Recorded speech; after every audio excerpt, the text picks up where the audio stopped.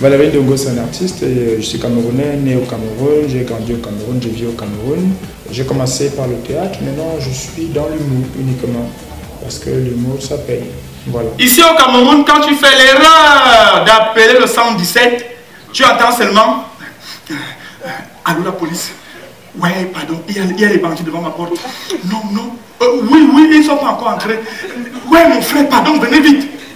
Le policier pose toujours la question standard. Ah, papa, est-ce qu'ils sont armés? Je suis humoriste depuis le 5 janvier 2004. C'est la date où j'ai fait mon premier spectacle de one-man show. C'était au Centre culturel français, qu'on appelle aujourd'hui Institut français. Mais j'ai commencé à faire des sketchs, je pense, en fin 2000, début 2001. Et aujourd'hui, je suis humoriste professionnel parce que je vis de ça, c'est mon métier. Voilà. Moi, quand je serai riche, la première chose que je vais faire, c'est un long mur comme ça, dans un quartier de riches. J'aurai une maison de campagne. Hein? Et jamais je n'aurai des voisins pauvres. Quoi? Tu es riche et tu vas vivre avec des voisins pauvres? Coupe ton manguier, tu vas voir. Eh, voisin, non, ce que tu fais là n'est pas bien, voisin. Comment tu peux nous couper notre manguier? Le seul manguier du quartier, voisin. Regarde même la grosse mangue-ci. Voilà mon fils de Rita qui pleure. Voisin, ce que tu fais là n'est pas bien. Africa Stand-Up, c'est une troupe de théâtre en fait. Sauf que de façon juridique au Cameroun, une troupe de théâtre ne peut être légalisée qu'en association. Donc, Africa Stand-Up est une association qui œuvre pour les humoristes venus de plusieurs pays. Bon, mais à la base, le projet Africa Stand-Up, quand je l'ai pensé, c'était vraiment en pensant d'abord à un volet national et ensuite international.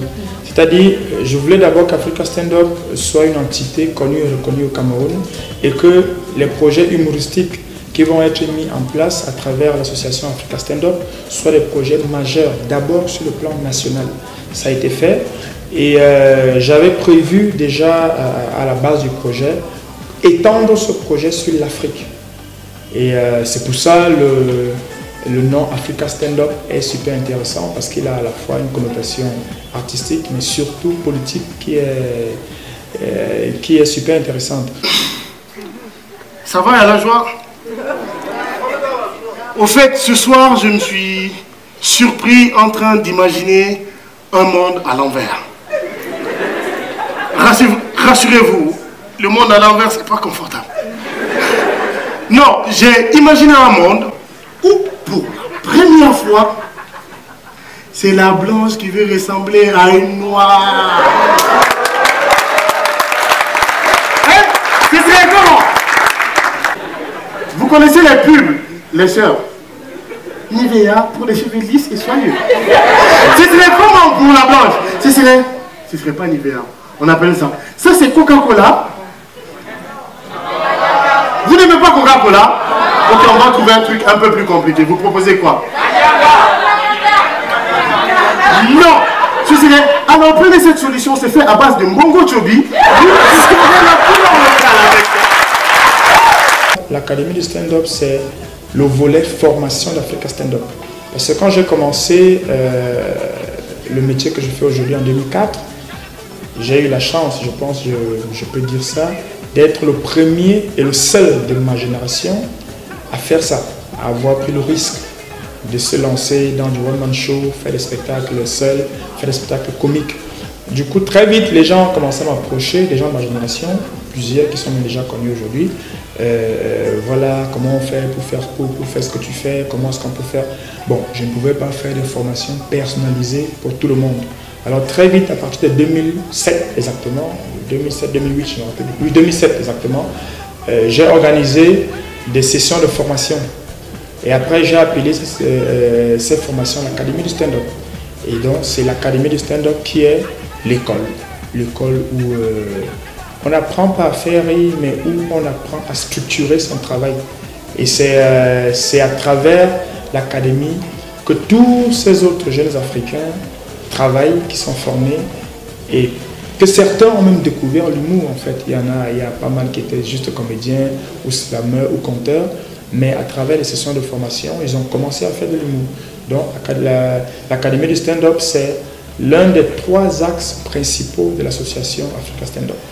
Le projet dans l'immédiat pour Africa Stand-up, c'est à travers ces concepts, à travers tous ces jeunes qu'on a formés, qu'Africa Stand-up soit le concept majeur en termes d'humour en Afrique et que ce soit la plateforme d'ici 1 an où tout humoriste aura envie de passer ou alors tout le monde sera pratiquement obligé de passer pour être adoubé un peu quoi. Donc c'est vraiment ça qu'on veut faire d'Africa Stand-up. Bon, maintenant, dans l'immédiat, on a un contrat avec une télévision internationale pour la diffusion du Valérie Ndongo Comedy Club.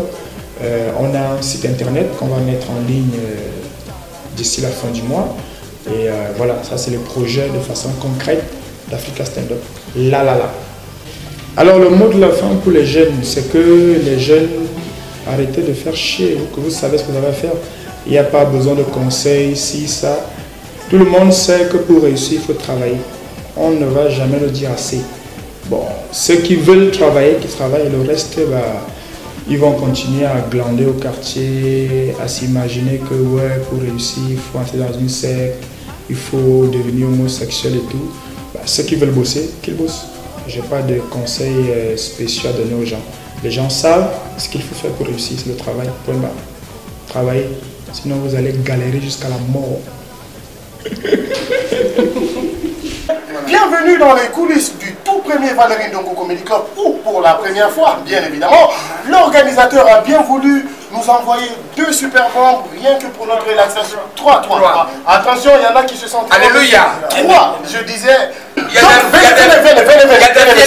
Venez, nous allons prendre un interview. Mais comment est-ce que ça se passe dans les coulisses? Les joueurs, sont-ils bien traités? Sont-ils cajolés pour les mettre en condition de spectacle? C'est le problème, ils sont trop bien traités. C'est ça le problème. Ouais, il faut jamais faire ça. Normalement, les matchs précédents, il n'y avait rien, les gars étaient concentrés. Et là c'est la merde. C'est la décence. Non, ça vient de... Vous allez voir. Voilà, c'était le mot de la fin du tout-puissant Valérie Ndongo. Et à très bientôt sur... Au revoir, coupé.